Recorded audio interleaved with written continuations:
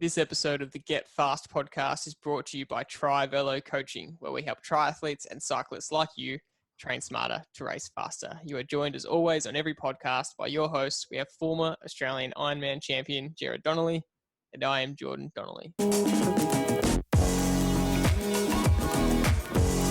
In today's episode, I'm asking Dad to put his coach's hat on and talk to me about racing season, because we have been in a lot of lockdown, especially in the state of Victoria, but worldwide. And we said 8 months ago or 7 months ago, whenever this lockdown started, it feels like it's been going forever, that the races have gone away, but they will come back. And they've started to come back. We've had a couple of Ironman or 70.3s in the last few weeks in Australia. And a lot of triathletes and cyclists are looking ahead to the summer series and races next year on the 2021 calendar, picking their goals. And with that comes some goal setting, comes some race planning and program planning. And so there's a lot of athletes now looking ahead and actually seeing a goal and race in mind. There's a lot of decision making that needs to happen about which race do you pick, why do you pick that, and what's the thought processes that go into that. And so I want to ask Dad to put his coach's hat on and go through the type of conversations and thought processes you go through when discussing a goal race with an athlete and what's appropriate and what's not appropriate. But before we get into that, as always, we want to talk about what's been catching your attention. So, Dad, what's caught your attention in the last couple of weeks? Well, as you and I have experienced in the last 5 years, we've been in Belgium for the race that happened to have occurred last night, which is the Ronde van Vlaanderen, which is the Tour of Flanders, and it's kind of special for you and I because we've done it that many times now, and knowing all the climbs and the bergs, the Paterberg, Koppenberg, Quaremont, the Muur. Unfortunately, I didn't go there this year, but yeah, that was exciting to watch that race from start to finish last night, and what an epic race it was to see what happened to Alaphilippe and Van Aert and who's Van der Poel. Yeah. Van der Poel. Yeah. Van der Poel, my memory. Just to see those three go at it, and then to see Alaphilippe have that horrible crash and break his arm or wrist or whatever. It was just epic. And you know, this is a rivalry, a three-way rivalry, and there's going to be others as well that are going to be, you know, on our radar for the next 3-5 years, like Sagan and Gilbert and Van Avermaet were for the last sort of 5-6 years. So that's what's caught my attention, and it was epic, to say the least. Definitely. I want to touch on the Tour of Flanders because it is now our favourite race to watch. It is, and that's why we both stayed up last night till 1 a.m. watching the whole thing live, because it was just so exciting. But I wanted to ask you about your thoughts on the guy who we spoke about a lot over the last couple of months, especially at the Tour, Peter Sagan. What's been happening with him?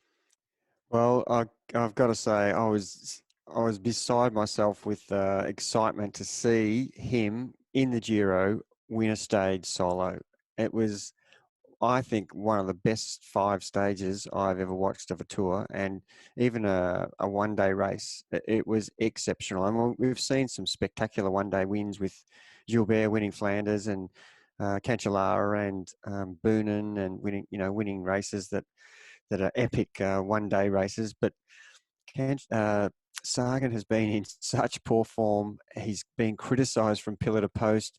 He's tried his guts out from the Tour through to the period between the World Championships and finally joining into the Giro, which he never does, and just struggling to get anywhere on the podium, and got thirds and seconds and can't sprint like he used to sprint, and he's just been basically bagged. And we did talk about this probably 3 or 4 podcasts ago about getting yourself in the right preparation, the right form at the right time, and that's the key thing that we did mention. Look, his preparation for the Tour wasn't ideal, and he didn't spend a lot of time on the trainer like the rest of the world was doing during the lockdown, because he just didn't enjoy that, and I think it really affected his Tour a lot. And he didn't get the outcome that he wanted because everybody was ahead of him, and this is pretty much what we've been talking about at the start of this podcast. Is picking your race and making sure that you get prepared for that particular day. And I would say Sagan's form is the best it's been right now.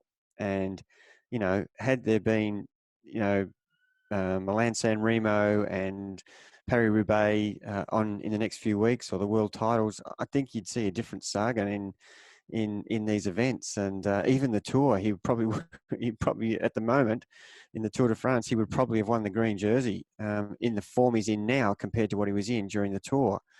And from a coaching point of view, it's so difficult to get that peak and get your form right for that short period that you can hold form. And here we are again seeing someone who's got it wrong, but there's another few races that they can have another go at. And oh, what an unbelievable race he rode. And he was on a course that suited a lot of hill climbers. And look, let's face it, he's not a hill climber; he's a sprinter, and yet he rode away from a bunch of 7 or 8 guys in his breakaway who were much better hill climbers than him. The determination he had, the resolve that he had, and his mental approach to that stage was just it had spine tingling for me to see someone with 17k to go, do an Alaphilippe almost, which it really was do a Sagan, which is hold a chasing bunch at between 10 and 20 seconds for 17k. That's one person riding against 17 of the best riders in the world and stay away. That was incredible. So I just take my hat off to him and congratulate, everything he's done about resurrecting, never giving up, showing the naysayers that he's not done with yet. It's so exciting for the sport. I agree. And I think out of his ridiculous 91 or 110 career wins or whatever it is, that would be one of his most special, with how hard it's been for him to get there and to defy everyone that said he was done. It was pretty special. What caught my attention? If you get a chance, sorry, I was just going to say, if you didn't see that stage and you get a chance, watch the replay. It is it's really, if you're sitting on the ergo on a recovery day and you just want to watch something that's inspiring, absolutely put that on. It was like a one-day classic inside a Grand Tour. It was unreal. It was, yeah. So what's caught your attention? Yeah, I was going to say what's caught my attention, which is actually good timing because of the Tour of Flanders last night. But I was thinking about this last week before the Tour of Flanders, and last 2 weeks ago, I did my first ever Zwift race. So I'm more of a runner, not a rider. I only ever ride to kind of do a bit of cross training or get a break from running. But I bit the bullet and did my first ever Zwift race, which was, I have to say, so much fun. I can see why it's so addictive. It was actually one of the most enjoyable things I've done in a while, especially not being able to do any running races or anything. I just couldn't believe how fun it was. But I wrote down a note to say to you, how the hell do you sprint? How the hell do you sprint at the end? What are the tactics behind it? Because I was totally lost in the big bunch sprint at the end. And it's funny that with the Tour of Flanders last night, it came down to a really tactical man versus man sprint between Van Aert and Van der Poel, and I don't think anyone predicted Van Aert to lose. I actually texted you and said who's going to take it, and you said Van Aert, and I said same. I can't see him losing, and then Van der Poel outsmarted him. So just briefly touch on for me and maybe for the listeners some tactics about sprinting, because you've won a lot of sprint races in your time. Well, first of all, isn't it great that during a lockdown you can find something that you can actually look forward to? And, by you adapting to Zwift cycling, it's just given you a whole new lease of life. And that's one of the things that we really pushed on our athletes from March was, when there's nothing available, let's invent something. And we've pretty much done that since there. And as you just experienced, because you've been actually commentating on our races all through this period, and you actually got to do one, and you can understand why people are lining up to do these events, because there's nothing else there. So it is something to really aspire to. But it's a really good... what that means to our non-Traveller listeners. We run a private Traveller race for our Traveller athletes, and we've been doing it every Thursday. And because I don't join in, I've been commentating them, which has been pretty fun. And we upload the replay for our Traveller athletes to watch, which is really good fun. But yeah, I finally joined in one, and I don't think I'll go back to commentating. I can't wait for the next one. Well, ironically, your uncle commentated this one, Paul Rouse, and it looks like whoever's injured has to be taking over the commentary role. So Yeah. Paul actually got broken ribs, so he's now doing the commentary. Yeah. But we're getting right off the topic here. But how do you sprint? And And it's such a great question. And one of the sessions we do in our program is specifically based around sprint practice. And I'll use the example.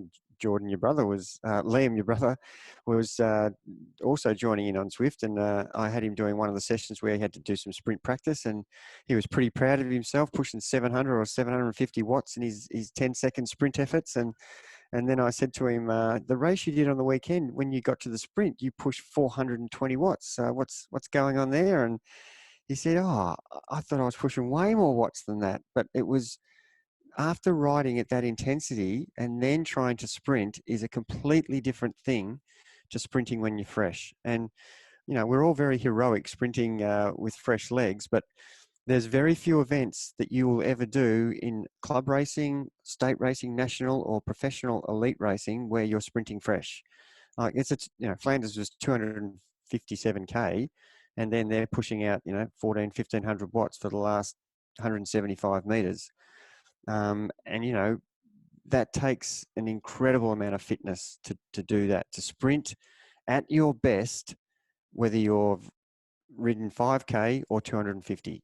And the person who can sprint closest to their PB is the person who's going to win. And that's something we want to practice a lot in our training, sprinting when we're tired, not sprinting when we're fresh. So a lot of the sessions we do, we have a hard Tuesday and then a relatively easy Wednesday where we're riding tempo. But in that session, we're doing sprint practice because we're still tired from the day before. So you still got that fatigue in your legs. So you get a little bit of a feeling of sprinting with tired legs. And that is the key to improving your sprint, is to practice sprinting when you are actually not feeling fresh. And look, the bunch rides that we do and most people do around Australia or around the world on a Saturday, if you've done an endurance bunch ride where you've been out for 2 or 3 hours, have a sprint at the end to a signpost or to a traffic light or to something. Just at the end of that ride, where everybody's exhausted, and see the difference from the people who are really good sprinters when they're fresh and the people who are not so good sprinters because of, they've got maybe 130K in their legs. So really, to answer the question, it is practicing it all the time, practicing it when you're tired, practicing it in events. And I often say to someone, at the end of that criterium, you were mid-pack. I didn't notice at the end that you sprinted. And the answers always come back, well, what's the point? What am I sprinting for? I'm just saying you're sprinting for the next time that you're going to win. You're practicing sprinting now for when you'll get an opportunity. Imagine if you're never in a winning position, but in 5 years of criterium racing, and then one day you get to sprint for the win. If you had practiced 5 years worth of sprints, whether you were coming 40th, 70th, or 15th, when that one day comes, you will have 5 years worth of practice sprinting in races tired and know when to launch your attack. If you're a person who needs 300 meters from the finish or a person who needs 75 meters from the finish, you've practiced all those scenarios. So that's the thing that I keep saying to people: use every opportunity to practice what one day will enable you to win a race. And if people could just think about that in their training, because the training is there so that when race day comes, you've already had that experience in training, and you can actually execute what you've done that many times in training that I've got to go. It takes me ages to warm my sprint up. I've got to go long, or I've got such a great jump, I can leave it to the last minute. So I practice going from 200 watts to 900 watts in the space of 5 pedal revolutions. Some people are really good at that. So understanding your timing for your sprint, and you can do this on Zwift all the time. Practice, and I guarantee, George, the next 3 or 4 races you do, you'll start to work out what suits you better in your sprinting. Are you a long sprinter or a short sprinter? And looking at Van Aert last night, I definitely think he made a mistake. And Van der Poel made the right tactic by not sprinting till 170 or 150. Whereas Van Aert should have sprinted from 220, because by the time they got to the line, Van Aert was riding faster than Van der Poel, but he'd run out of room. So that tactic didn't work for him, and Sean Kelly picked it. If Van Aert sprints short, he'll lose. If Van der Poel sprints short, he'll win. And that's exactly what happened. So knowing what your capabilities are is really crucial to the outcome of, and knowing who your opposition is, obviously. And those two guys have ridden against each other since juniors. So I would have loved to have seen Alaphilippe in that sprint to see, Mm, you know, what was going to happen there. Because remember, Milan San Remo, Van Aert beat Alaphilippe in the sprint. So, mm, you know, mm. you would think he could do that again. So yeah, to answer your question, it's just a whole combination of things that you will actually pick up as you start doing more and more practice sessions. As always, I'll keep the listeners updated on my sprinting prowess. I'm sure everyone's enthusiastically awaiting more sprint results. That brings me to another point, though, that you talk about a lot, and in terms of the triathlon scene and triathletes, the similar sort of concept is that you can't sprint as well when you're tired in cycling. You can't run as well after a swim and a ride, and you say that so much, and you often say to people, I don't care what your best half marathon is fresh, I want to know what it is in a time trial, because the better triathlete you are, the closer those times will be, whether you do it fresh or you're in a triathlon. And Yep. the less experienced you are, the bigger that gap is, right? Yep. And that's just before we go to the triathlon, just on the cycling, sprinting as close to your PB when you're tired. That's exactly the point you're making, which we're going to talk about for triathletes. But for cyclists, say your PB 10-second power in a sprint might be 1,000 or 900 or 700 watts or 500 watts. Or if you're, Cavendish 1,500 watts, something like that. If you can sprint close to that at the end of a 90k road race or a 150k road race or a 250k road race, you're going to win. The closer you are to your PB sprint, fresh, when you're tired, and I've got examples from my own career where I've had a 10-second PB in the biggest race, the national titles, and it was within 40 watts of my best PB sprinting. And, there's no wonder you win the sprint, because instead of sprinting at, 700 watts when your PB is 1,100, you're going to be an also packed sprinter. But if you can sprint tired at 950 or 1,000 watts and your PB's 1,050, you're probably going to win most races. And so taking that to a triathlete, we've got a great example, your uncle, Paul Rouse, who's, just pick his numbers apart. And it was a great exercise for me to go through his history in the last sort of 2 or 3 years from 2016.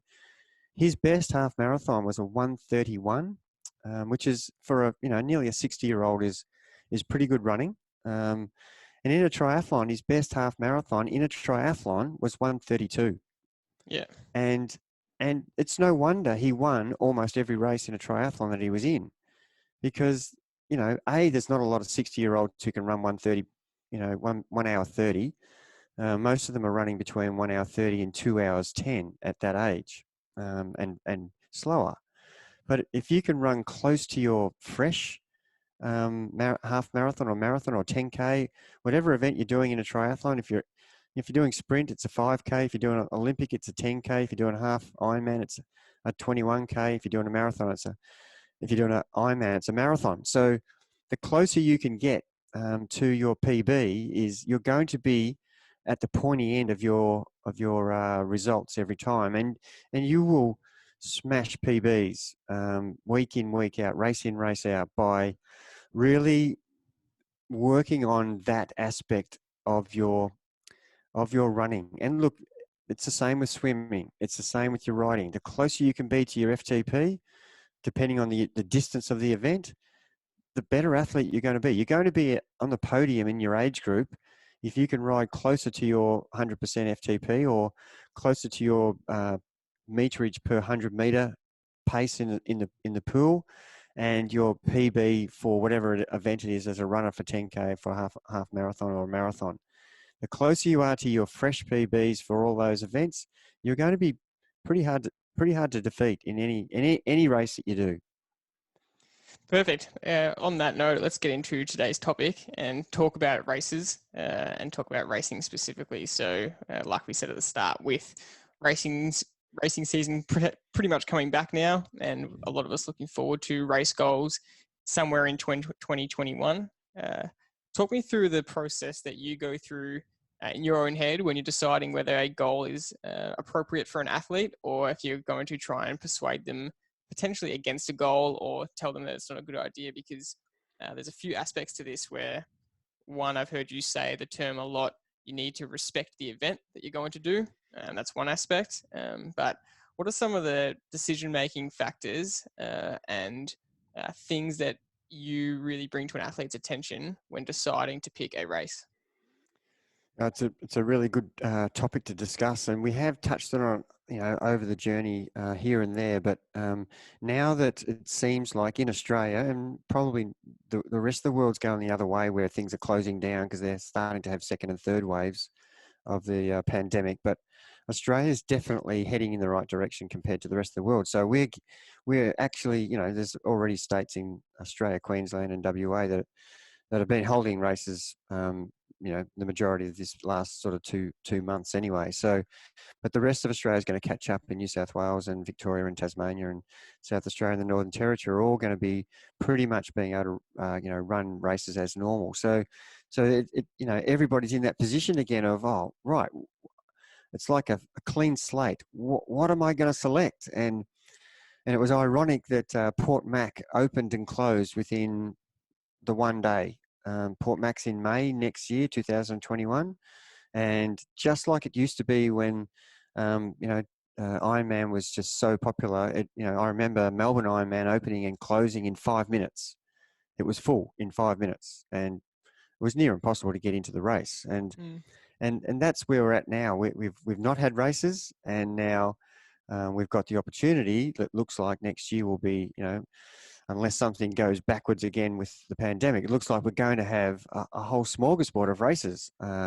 So how do you go about that? And there's so many different reasons why people end up selecting things. And, it could be that you've wanted to do this. And I was actually on a bunch ride on the weekend, and we happened to talk about the Melbourne to Warrnambool. And the guy I was riding with, we both did the Melbourne to Warrnambool this year, and we have both had really different experiences. He had mechanical crashing incidents, and I managed to get through and get to the finish okay. And he was saying, oh, what a great race that is. And I said, it is a fantastic race. I've tried to do that race for nearly 25 years, and here I am at 62, lining up for the Melbourne to Warrnambool, which is one of the hardest cycling races I've ever done in my life. And what am I doing at this age lining up against NRS riders who are between 17 and 25?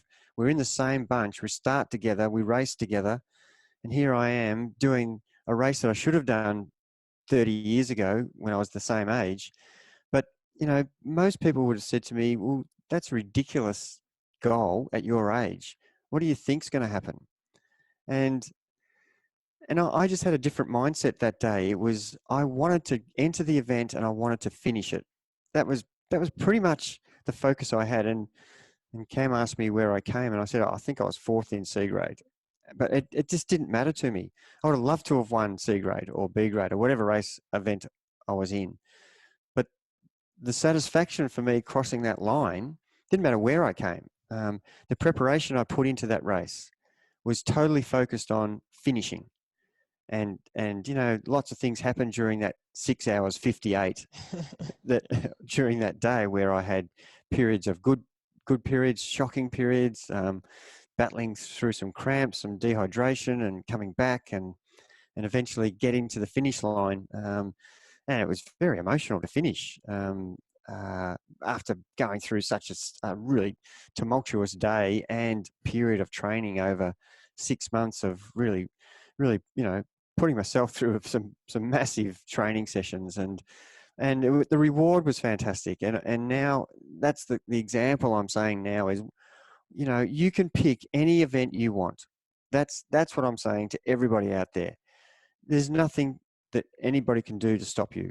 You can select the most difficult, and people might say the stupidest event that, the Ironman was an event that guys thought up in a bar.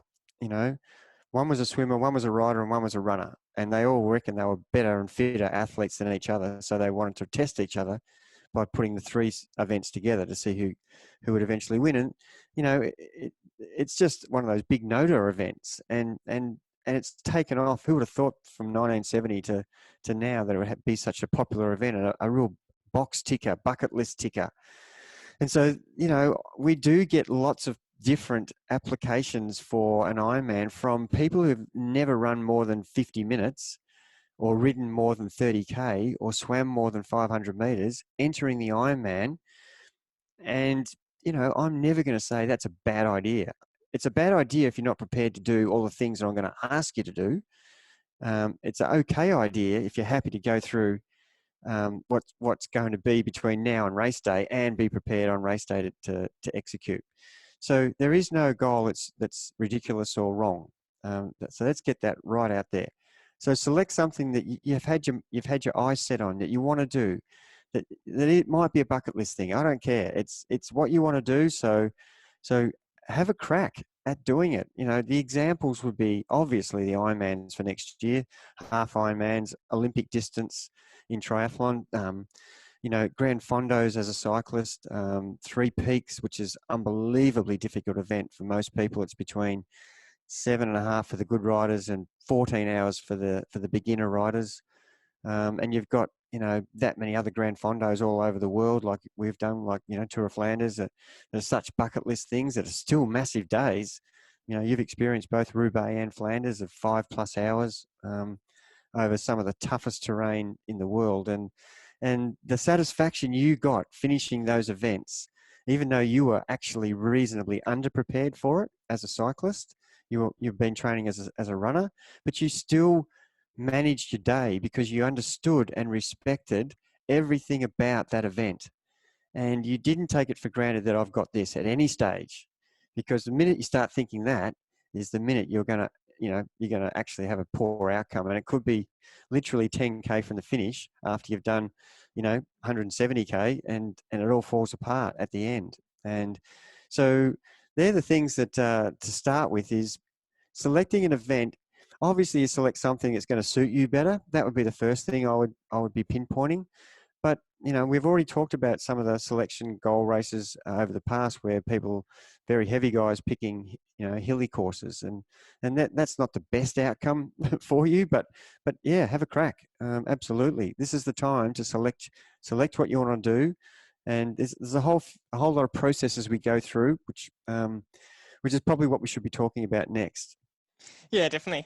Some great points you raised in there. One of the key ones that stands out to me is that no goal is quote unquote stupid. It's just whether you're willing to do the work. And we actually just recorded a podcast, which is being released next week, with elite marathon runner Dane Verway. And a topic Dane touched on was that his goals need to really alight him, and really motivate a fire inside him. And it doesn't matter if the goal's really hard, if it really motivates you to do the work to get there, it's going to be worth it. But if you're just picking the goal and you're not actually going to do the work, which happens a lot, you see a lot of people sign up for a marathon or something like that, and then suddenly 10 weeks out they actually haven't ran, and that's making it really hard on yourself to get through the goal. And like the example you just used was a podcast we did a couple of months ago where the title was how a 100 kilogram cyclist became an ultimate hill climber, and that was one of the heavier athletes that you coached came to you and said, I want to, get fitter and lose weight and become a hill climber and complete this epic hill climb race. And he did so. And so,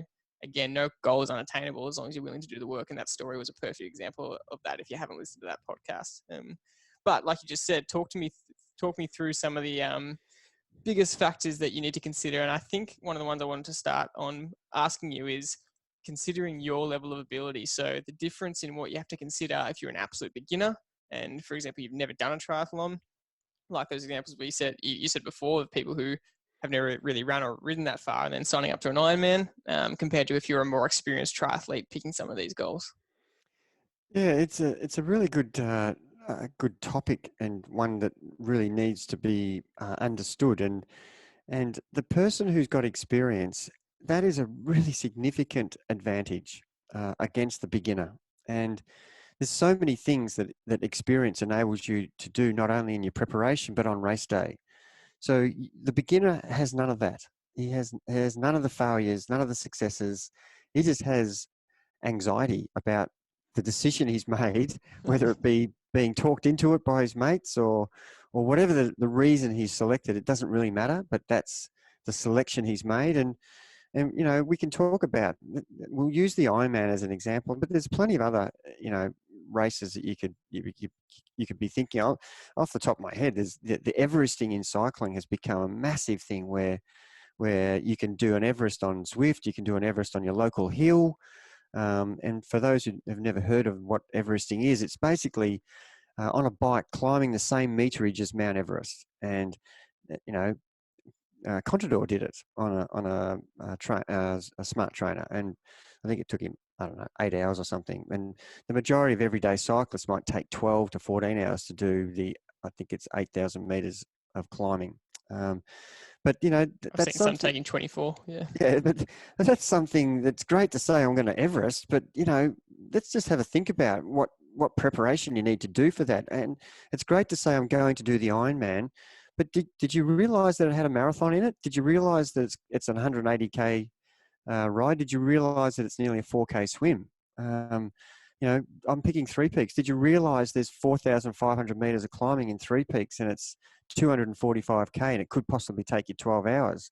They're the things that I want to make sure before we take the next step in our program, is that you understand the requirements of the event that you've selected, and that you actually respect that this is no walk in the park. And that's why we've picked goals that are hard, because we want to push ourselves and test ourselves and see how we cope. That's what goal setting is. Picking something that's out of your reach or out of your comfort zone. And, you know, they're the things that get us up in the morning, or make us stay in bed because we're just losing the plot, or we haven't got the right mindset. So really understanding what the decision you've just done is going to mean for you going forward between the day you sign up for that and come race day. And, you know, I know already the people who sign up for Port Mac during the week, you know, if I was that person who signed up for Port Mac, I would be searching for every possible assistance that I could get that's going to help me along that journey. And you know, talking to people who've done it before, aligning yourself with other people who have experienced it, so that you're getting as much information and feedback. The motivation to train would be incredibly good at that point. And that's all the initial stuff that happens. You know, you're gleaning information. You're like a sponge. You just, you know, you just want to hear a story from someone else who's done the Ironman, and you can't get enough information from them. It's, you know, tell me more. Tell me, you know, how did you feel? What preparation did you do? How much training did you do? How long did you take for each leg? You know, how many weeks or months did you put in beforehand? How much time should I have between now and race day? Should it be 2 months? Should it be 8 months? You know, all these are the questions that you've got. You know, how much riding should I do in my program each week, each day, each session? How much running should I do? Should I be running fast? Should I be running slow? There's just, you know, should I swim in open water? Should I just swim in the pool? Should I join a squad? Should I run with a running squad? There's just hundreds and hundreds of questions that are spinning around in your mind, and you're just getting so confused with it all. And that's a good thing, because if you're thinking like that, that means you're respecting the requirements. If you're not thinking like that, you're possibly not going to do any of the work, and you're possibly not going to enjoy the process from when you just signed up this week to race day. The whole thing's going to be hard work. Not that the training isn't hard work, but if you don't have the right respect and mindset, the whole process is going to be a chore and unenjoyable. And when you come to race day, I guarantee it won't be fun either. Not that it's easy for those who are well prepared. It's still a tough day, but the mindset's completely different. You know, they've got a job to do and they're hell bent on achieving it. Whereas the person who's just picking an event with no respect for it or care or understanding of the requirements, the whole process is going to leave them where they'll possibly never run or ride or swim again. They may end up be, you know, just a one event wonder and put them off forever. Or they could be the opposite, going, I totally stuffed that up. I'm never doing that again. I'm going to pick another goal and I'm going to do it properly. So, you do learn more from your mistakes than you do from your victories, but they're the things that I think you should be focusing on right now. If you haven't made that decision of what event you're going to choose, these are the things you should consider. What do you want to achieve yourself personally as an athlete? And I'm often asking you and many people what's next for you? You've achieved a sub whatever time in a half marathon or a marathon, whatever your goal was, and what's next? You've ticked that box. What are you thinking about next? And if you're not thinking like that, you're not moving forward, in my opinion. You need to be always considering, but at the same time, enjoy the spoils of what you just achieved, but then reassess and think again what's next. And so it is a big process from deciding what is next for you. And now we're right at that particular point as to what do we want to do with the next 6 months or 12 months of our fitness, or our it's our passion, isn't it? Whatever we love doing, what's this particular event that I think that would really get me focused and motivated in training. And don't forget, it doesn't have to be an event. It can be, I want to be able to ride with my group on a Saturday and not be dropped. I want to have some say in the outcome of what happens and put some hurt on people. I don't want to be a follower. I want to be a leader. I want to be an instigator in the bunch. I want to improve. I want to lose weight and be lighter on the climbs. I want to be stronger. I want to be able to sit at the coffee shop and have someone say, "Far out, Jordan, you killed it today." That feeling of someone saying that out loud is so rewarding. And that's not why you do it. It's a personal satisfaction, but it also helps with your journey. Yeah, that last one's a really good point, because it's actually a really common thing to happen in a bunch, is that when you're improving, someone will say to you, "Whoa, you're improving," and "Whoa, where have you come from?" And it's actually for us, it's a good tangible measurement of someone's improvement when they come to us and say, "Oh, my bunch has seen the improvement in me." It's a really good external reward. Yeah, and some of the people say, "Well, I can't tell by the data whether the bunch ride was fast or not, or whether I was going well." But the people in the bunch can always tell how well you're going, and that's often better than the data. A lot of the bunch rides can be affected by wind, by rain. The bunch could have 40 people in it in 1 week and could have 6 in it the next week. Yet you really rode well, and with 6 people, and with 40 people that you rode much faster. Obviously, the bunch rides faster with more people. So, things like that aren't good measurements. But for having people tell you that, "Far out, you were strong today," that's such a rewarding comment to hear from both the coach and from the athlete's point of view. Definitely. So this is an open-ended question, but what expectations do you want athletes to be really clear on heading into a certain event? And the complexity or the difficulty of the event makes a difference, and even use yourself as an example. Well, what expectations do you have of yourself when you pick such a hard event like Melbourne to Warrnambool or Three Peaks? And what kind of expectations are you making sure an athlete is really clear on when they pick anywhere from an Olympic goal to a half Ironman or Ironman goal? Yep, I think the initial conversation is around, to start with, how much time have you given yourself between now and race day? And if race day is in February and we're discussing this in October, it's not a real, I'm talking Ironman as an example, or the Melbourne to Warrnambool, and they're similar. The Melbourne to Warrnambool is 7 hours in the one discipline. The Ironman can be between 8 hours for the elite to 14, 16 hours for the novice. So are you giving yourself enough time to prepare? That's the very first question that I'm going to ask everybody. And in an ideal world, we want to have more time. Remember, you've got to have been able to practice, if you're doing the Melbourne to Warrnambool, that many rides that are between 4 and 7 hours. If you've got 16 weekends between now and then, and you've only ever ridden, I'm talking ridiculous here. If you've only ridden, the longest you've ridden is 100K, and you've entered the Melbourne to Warrnambool, it's a pretty unachievable, probably, event to go into.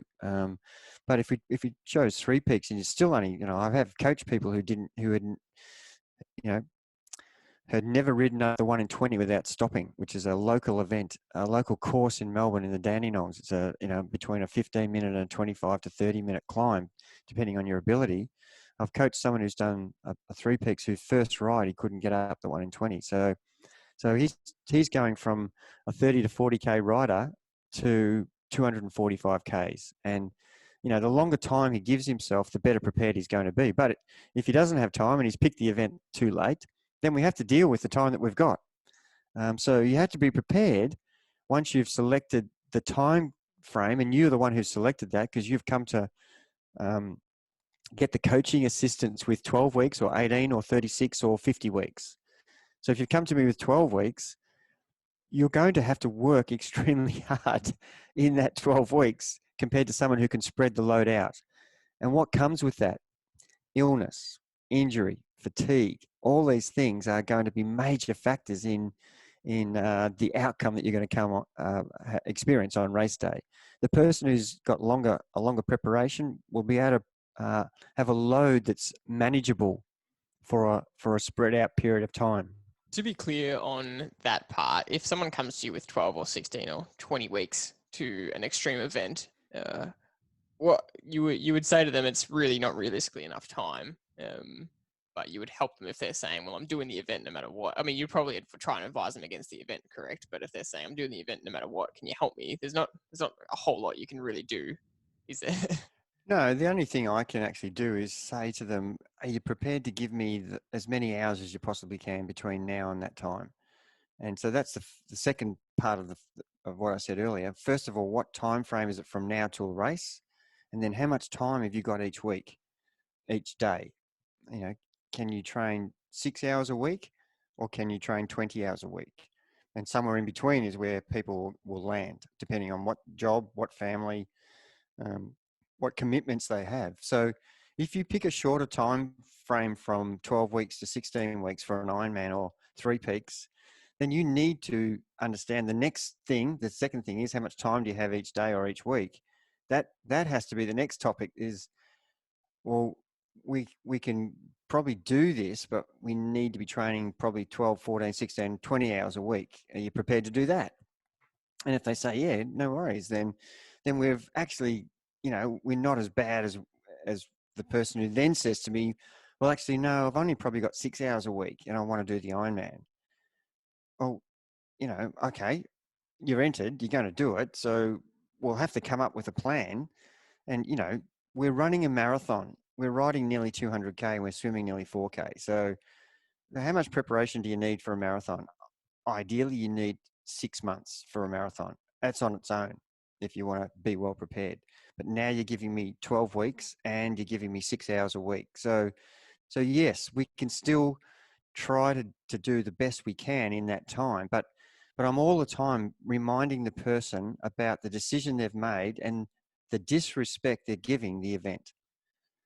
So It's an extreme example. It is. And I have been faced with that, that athlete who's asked for that to happen and got a little bit frustrated with me by trying to talk them out of it. But if that's what they want to do, then we try to manage the load accordingly. And look, if someone's giving you 6 to 8 hours a week and they're trying to do an Ironman, on a weekend, by the time they get to week 13, 14, 15, they should all they can do is train on the weekend because they haven't enough time left to do anything else. So it is a real issue with the type of event that you pick, with the time that you have from now to the event and the time you can train during the week. The time that you have available, you have to really understand. So I really focus the discussion based around those two things. And then the third thing is, well, how motivated are you to do the program that is going to be really, really time precious on your whole life between now and race day? And you've got a job, you've got a family, you've got all these commitments. We don't want it to end up in divorce, from your work and from your family. We've always spoken in our podcast about balance. and not being extreme. And so that's the third type of conversation I have is, are you going to upset the equilibrium of your life as it is right now?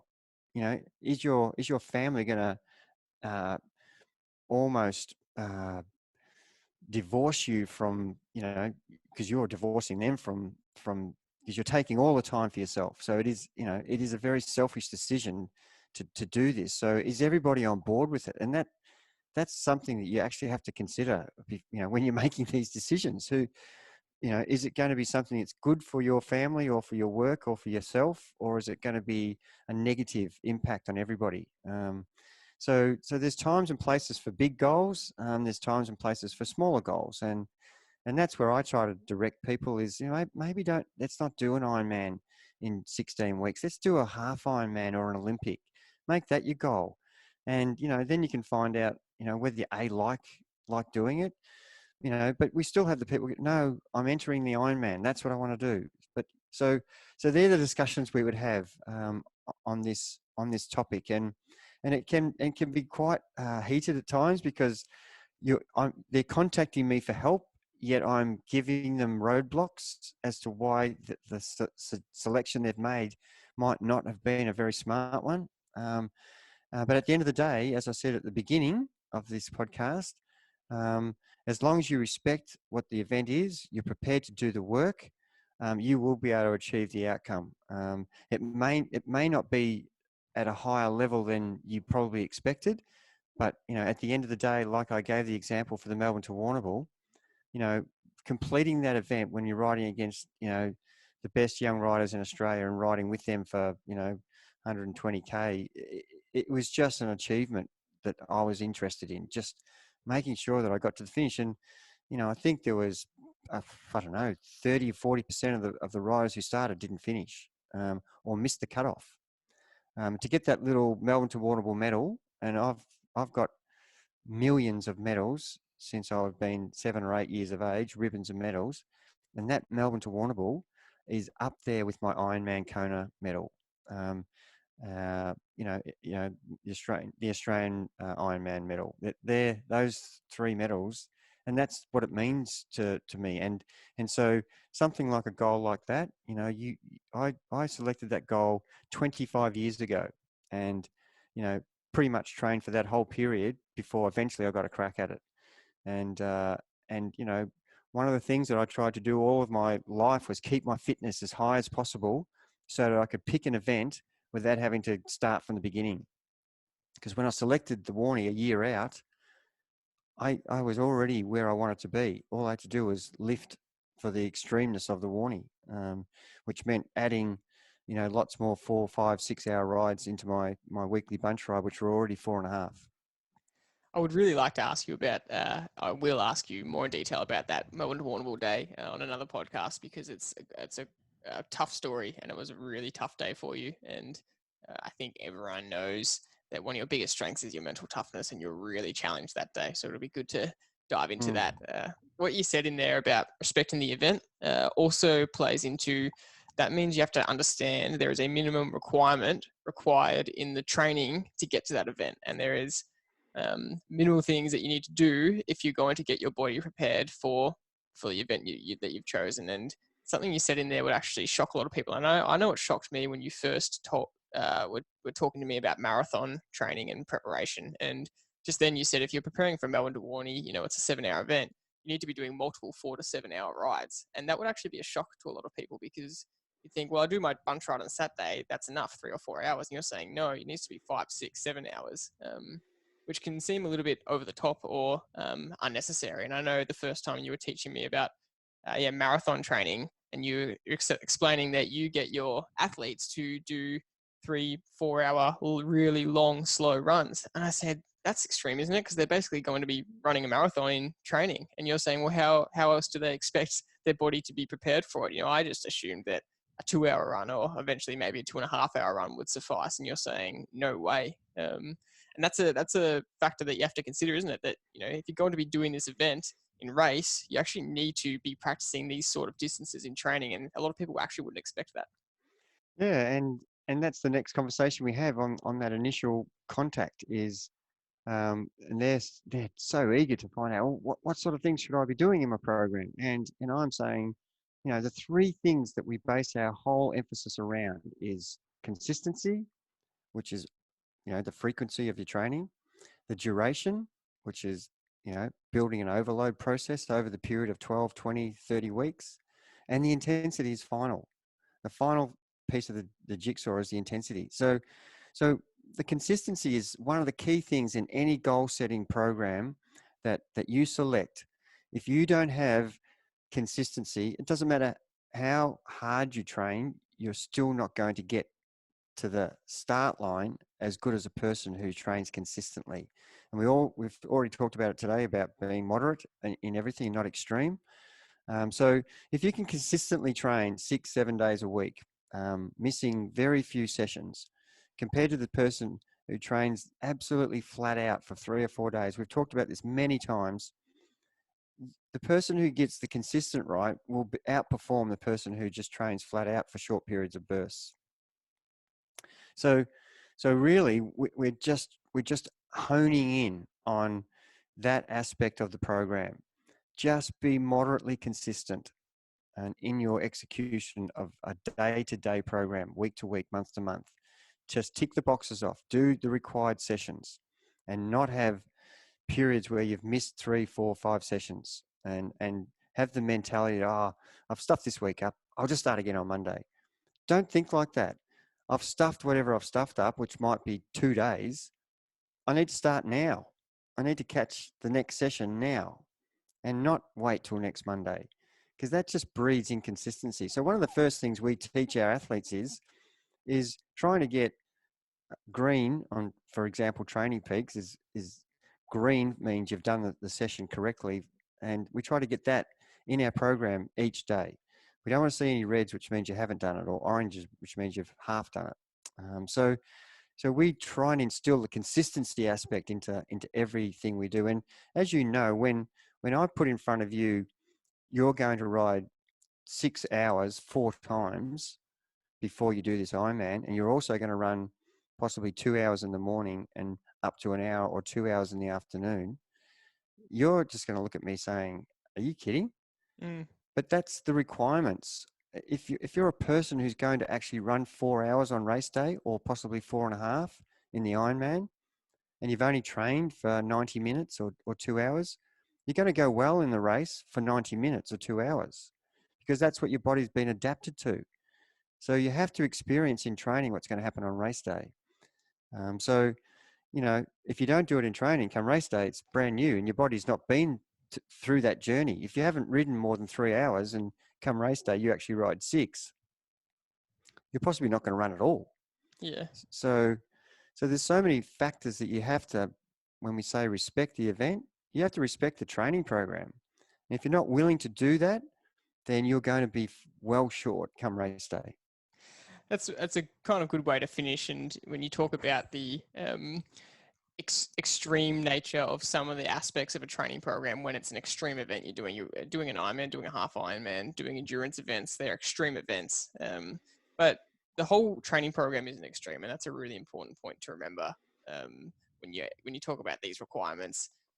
From start to finish of a 30-week program, it's not extreme training the whole time. You're not doing, for Melbourne and Warrnambool, you're not doing 4 to 7 hour rides every weekend for 30 weeks straight, are you? You're doing it at certain periods. There's certain periods of the training program that are really hard, and then there's sections that are easy. And so it's not crazy intense the whole time, but it just means that when it's time to do those things for that short period, whether it's 2 weeks or 4 weeks, you do it then. And the other times you manage the program. That's a great point to make. And most people say, we've got 2 types of people here. We've got the person who's motivated so well. They've picked a really good time frame.